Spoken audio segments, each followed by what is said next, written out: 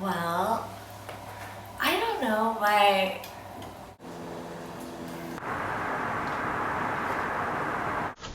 Fun, magical.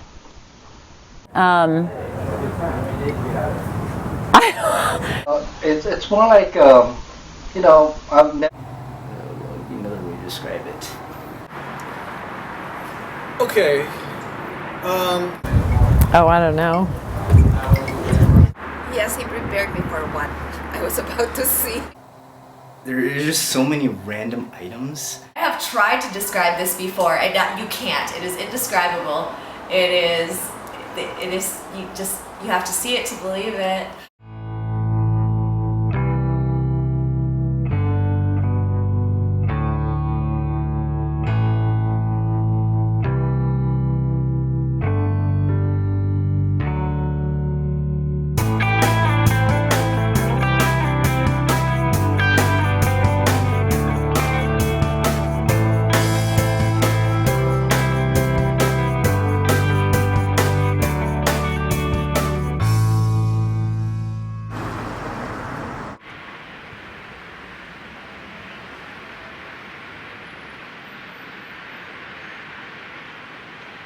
We always joke that it's like a small town in the city because it's like, you know, you kind of can just hang out here and never leave. I mean, everything's nice about it. It has a small town feel. I have great views from my house, and I like it that it's high. It's usually sunny. You know, you knew your grocery store owner, you knew your librarian. I mean, it's still that way. And that's a really, I think, a unique situation.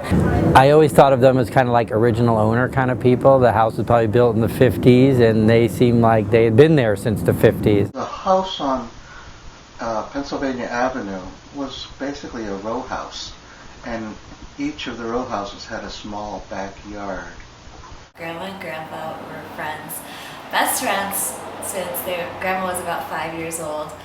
And I just think that's the cutest thing in the entire world. Do you want to talk a little bit more about that? I don't know much. All I know is Grandpa was Uncle Felix's best friend, and the three of them hung out. I mean, whatever 5-year-olds do. And then eventually Grandpa fell in love and asked Uncle Felix if he could date Grandma. He was a guerrilla fighter, and then he got drafted by the U.S. military and was able to use his U.S. military status to be able to come over to the U.S. and they found work and then brought Grandma over. They through the war together, and she came to the States for him, and I mean they were in it to win it. They were in it for the long run. They definitely have. I mean, that's what I want for myself. Your grandfather's place was always one of those over-the-top eccentric locations here on the hill, I thought. Most of the yards were undeveloped because this was basically new housing. Heck, the house, I believe, only cost $7,000 back then. First building for this backyard was a little cabin when I was about age 7, I think. It was a small shack, but soon after, Dad decided to build bigger. It was supposed to be a playhouse for your dad and my dad, and it just kind of escalated.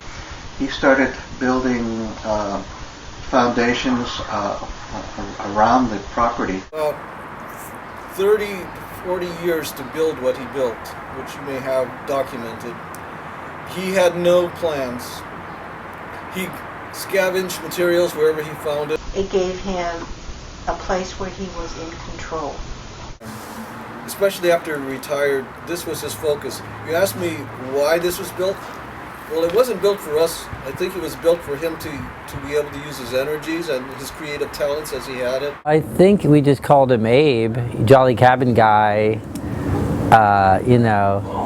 eccentric of the street or whatever, but he was around a lot. I assume he was very retired at that point, so he'd have his garage door open and he'd be just kind of out either right inside the garage door or right outside the garage door. Same with his wife. I was old enough to ride around with Dad and collect wood and bricks for the backyard. I worked on it continuously about 12 years. He told me that he and his siblings have helped great grandpa and grandpa, and all of them were spending summers working on this yard. I was with him a lot, and we would drive around and pick up pieces of metal, and I would carry the small bricks and he would carry the cinder blocks, and that we would scavenge. He started looking around the neighborhoods and found a bunch of random stuff and just put it all together with cement. He'd been lugging up 50-pound sacks of cement for decades. I know you and Mark spent a lot of summers helping Grandpa with his work. It would explain why it feels like it was built by multiple people all trying to figure out what to do. I had pictures of you where Grandma put some, I think, garbage bags to cover you from the paint job that you guys were doing to help Grandpa.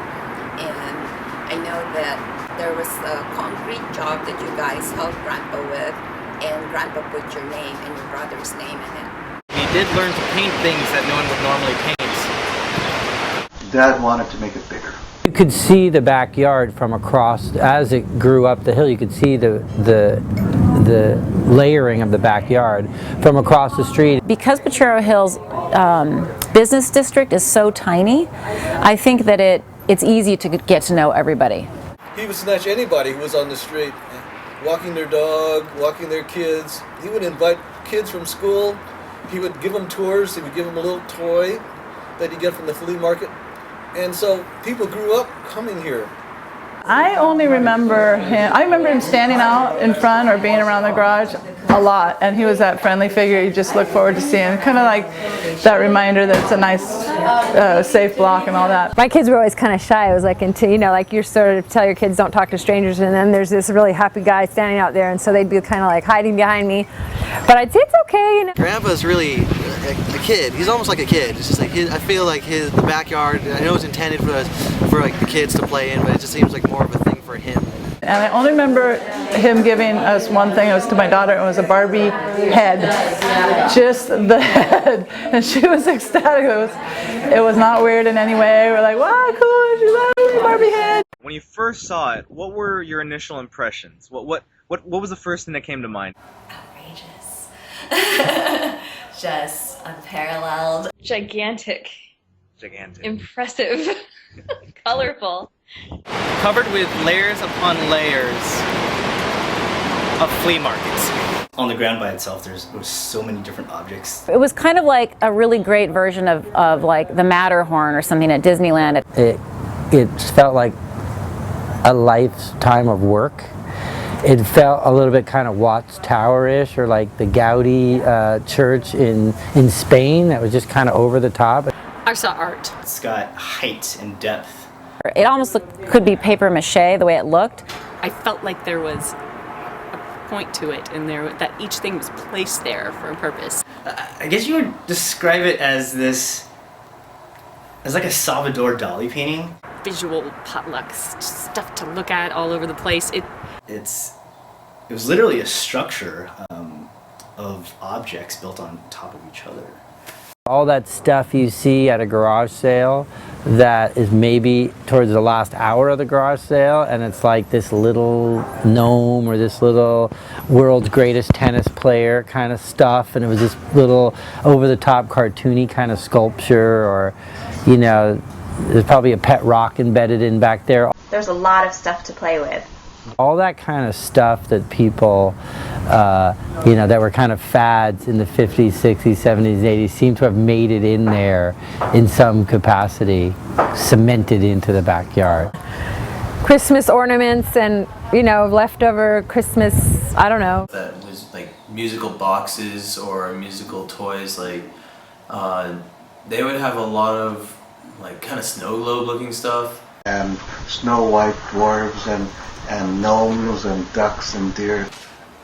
The giant bear. Decorative toys from McDonald's or wherever else you could possibly get those things. Owls, fairies. And then Uncle had this Virgin Mary right in the middle. And the plants that were interspersed with the figurines, and it was just amazing to me. I thought it was really special. Barbies and I remember little groupings of things. I saw the staircase winding all the way up to the top. And I remember just being enchanted by how he was able to build all those terraces and all these structures. There were distinct rooms, in case people weren't already aware. Very distinct rooms. And there was supposed to be a clubhouse and a sleeping room, which had laid out cheap folded or some kind of mattress. You could easily live back there. Now, if you had to name it, what would you call it? Well, I called it Tchotchke City. That's a pretty good name. Flea market special. The first thing that comes to mind is just an amusement park. Stuff mounting. Junkyard paradise. There's treasure land, you know, it's like, ooh. Grandpa's Treasure Island. Treasure Mountain. Fantasyland. The Wonderland. A wonderland. Wonderland. The Wonderland. Wonderful. Small Disney. Disneyland. It was Disneyland? It's like a little Disneyland. Disneyland. Nice little Disneyland. The whole thing is just like bizarro Disneyland. It's just Dad's backyard. Dad's playground. Jolly Fun Cabin. Jolly Fun Cabin. Jolly Fun Cabin. The building without a plan. Llorente landmark. Mount Llorente. He could have probably charged a fee to have people come in, you know. He didn't do that as far as I know. So just like you could just feel that there was a lot of love coming out of that thing. That's for the kids and and his grandkids, for the people that visiting there. everyone always just goes out to the back, just a tradition kind of thing. Just everyone always goes out to the back to see what else you put on. Everything there was secured if you were a capable rock climber, or if you knew where to look and where to put your feet down. So you had to have a guide, like a Sherpa, like Grandpa. It's kind of like a Sherpa for that place. Well, when you're climbing Stuff Mountain and the only thing you have to hold on to is a gnome sticking out of the concrete and you put your foot on a, I don't know, dog's head or something, it's just a little scary. I remember that it was a playground. There was stairs and a little room that I could go into that had some tea sets that I could play in and a downstairs area that I got to run around in. Grandpa would always try to tell us that if we ever wanted to bring our girlfriends over, they could stay there. And I don't know if that counts as a story. He said that, you know, if I ever had to go off the grid, I'd go to Grandpa. But I remember some quiet times I had up in the structure where I put a TV up there and I put a couch, set up a couch and just relaxed, had my drink, watched TV, took a nap. We would go up there and I had that portable record player and we would play music. I got to shoot hoops, at least from the narrow area from the side, and I think we had one dance, impromptu dance here. Every time we saw the backyard, and every time I remember I got a few things from Grandpa. And I got presents. Got treasure. What traits, you know, personality-wise, physical-wise, do you think you have most in common with either Grandma or Grandpa? Unique. And that uniqueness was part of, you know, for good and bad, part of what created us and our family dynamic as well. Physically, I have the broader shoulders of Grandma. Yeah, I just know Grandma's crazy aggressive, but she's really nice. She's sweet. Grandma's self-described as very stubborn. I will give that to her. I will give that to her. She's a strong, stubborn woman. But she's also incredibly loving. Grandma's definitely a leader. Yeah, Grandma's a ninja. I guess I'm chatty. Grandma's really chatty. I've been told I resemble Grandma and Grandpa a lot. I think I'm the younger version of Grandma. That strength, the stoicism, the keep smiling no matter what. I can take it. I can do more. Oh, I'm fine. Don't worry about me. I might have Grandma's laugh.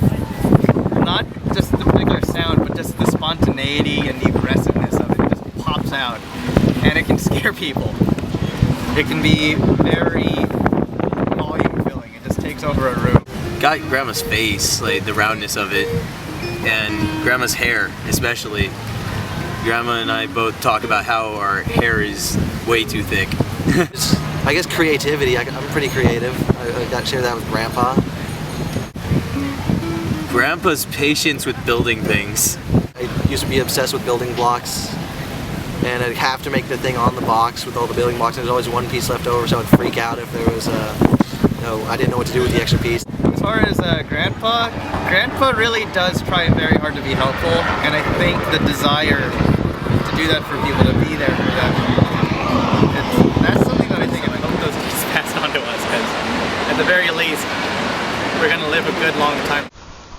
my brother-in-law and my sister, they love the backyard, and I think my brother-in-law work hard for the backyard. They've always been there for me, and they are the most loving people ever. I always love you guys, and I love the backyard. I just want to thank them for allowing you and allowing everybody to keep this as a Llorente family home. And I love them. So I love them, and I'm just lucky to have them, and proud to be the granddaughter.